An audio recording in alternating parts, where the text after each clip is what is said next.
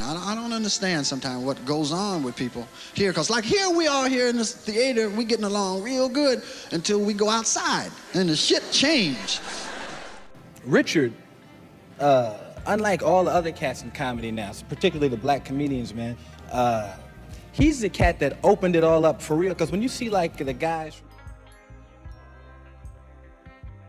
In the year 1963, in the smoky embrace of a dimly lit comedy club, the air crackles with anticipation. The spotlight flickers to life, revealing a young African-American man with a sharp wit and a glint of rebellion in his eyes. Richard Pryor takes the stage. Little does the audience know they are about to witness the birth of a comedic icon. From these modest beginnings to the dazzling heights of Hollywood, this is the extraordinary journey of a man who would redefine comedy, confront societal taboos, and become a voice for the voiceless. His struggles were often reflected in his comedy, adding depth and authenticity to his performances. He literally made lemonades from lemons thrown at him from all corners of unhealed trauma, abuse, and neglect. However, his personal struggles, from substance abuse to his sexuality struggles to almost dying from fire, are not things to be taken lightly. Were all these problems as a result of the trauma he faced during childhood, or was he just another victim of the fame that came along with being a Hollywood star? This is the story of Richard Franklin Lennox Thomas Pryor Sr., a comedic genius who spun laughter from life's darkest corners, leaving an indelible mark in the world of entertainment. Born on December 1, 1940 in Peoria, Illinois, a young Pryor found it rough from the word go. To begin with, he was born and raised in one of the brothels owned by his paternal grandmother, Marie Carter. His mother Gertrude was a harlot there, and his father Leroy Buck Pryor was a former boxer and a pimp. His parents were serious alcoholics, and with this came problems which left a young Richard the most affected. His father was the violent type and would often beat up Richard's mother. On top of this, he was absent in Richard's life. You see, his father had demons of his own.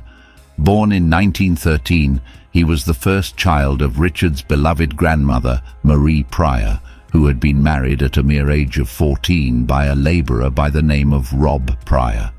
Rob Pryor was violent and volatile towards Marie, who would sometimes fight back. Leroy, Richard's father, would grow in this harsh environment before the grandma decided enough was enough and divorced Rob before relocating from Decatur to Peoria with her 4 kids in the early 30s.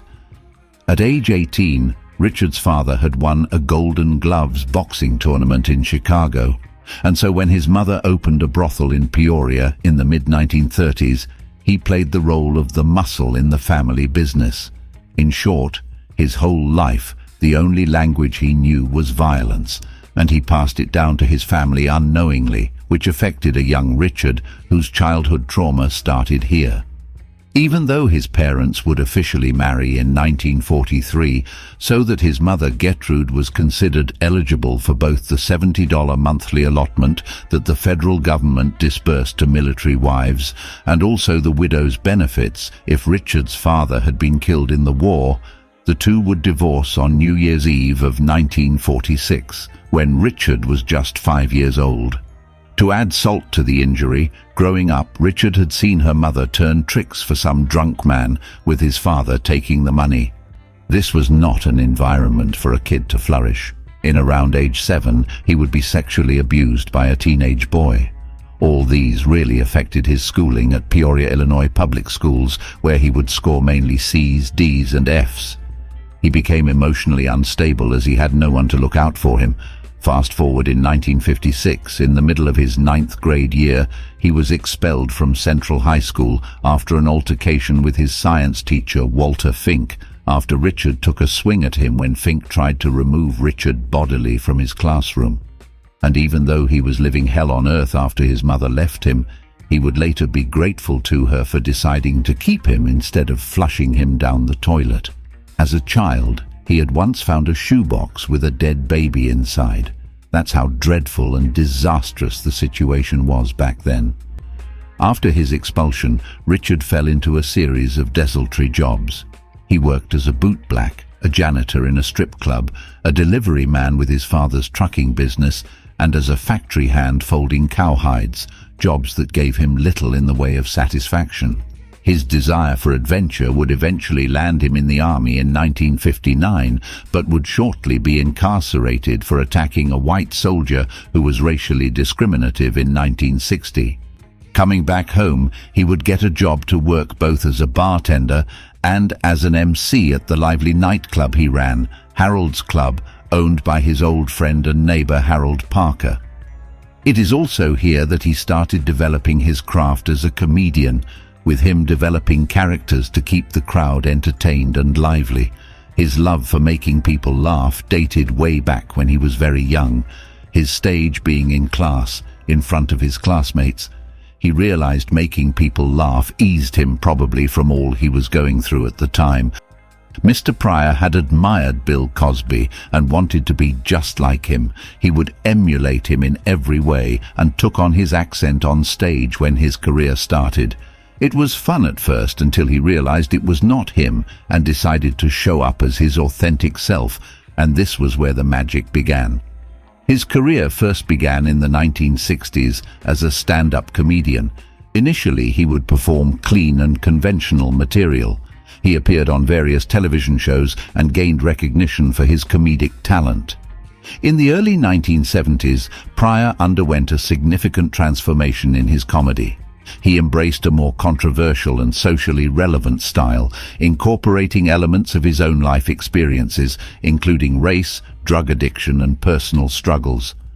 Pryor also released a couple of successful comedy albums such as That Nigger's Crazy in 1974 and Is It Something I Said in 1975. He also starred in groundbreaking concert films like Richard Pryor, Live in Concert in 1979. This concert is considered one of the greatest stand-up performances of all time. During this period and the 1980s, he also transitioned into acting. He quickly became a prominent figure in Hollywood. He appeared in films such as Silver Streak and Car Wash in 1976 and Stir Crazy in 1980. The stand-up comedian won numerous awards, and it was clear he was meant for this. From the Primetime Emmy Awards, 5 Grammy Awards to the Writers Guild of America Award, Pryor was unstoppable. He was also the very first recipient of the Mark Twain Prize for American Humor in 1998.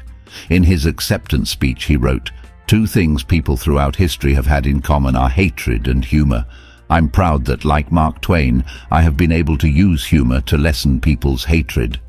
His icon, Bill Cosby, once said this about him: "Richard Pryor drew the line between comedy and tragedy as thin as one could possibly paint it."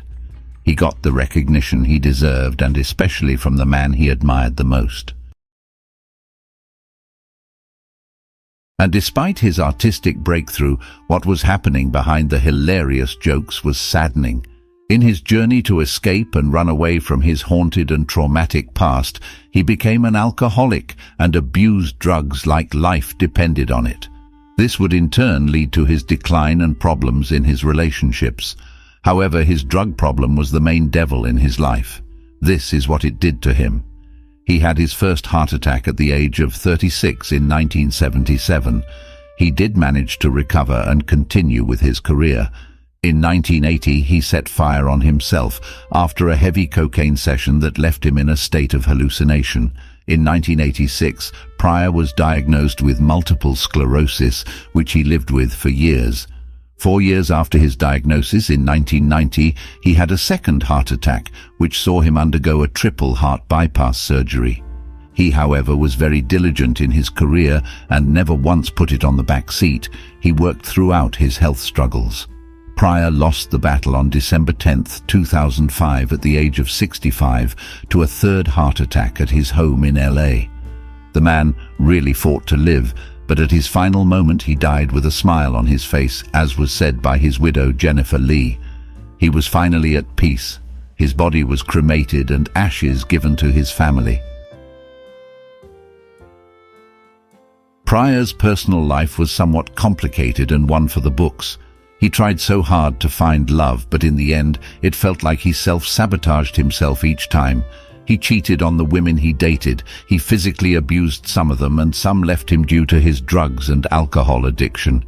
It was like he basically became his worst fear, his parents. The man was not only married once, but 7 times to 5 different women. His marriages lasted approximately 1 to 4 years max. He first married Patricia Price in 1960, but they later divorced in 1961. They, however, did have a son, Richard Pryor Jr. In 1967, he married Shelley Bonus, and they divorced in 1969. Together, they had a daughter named Rain Pryor. Deborah McGuire was his 3rd wife. They got married in 1977, before which they had an on and off relationship for 4 years.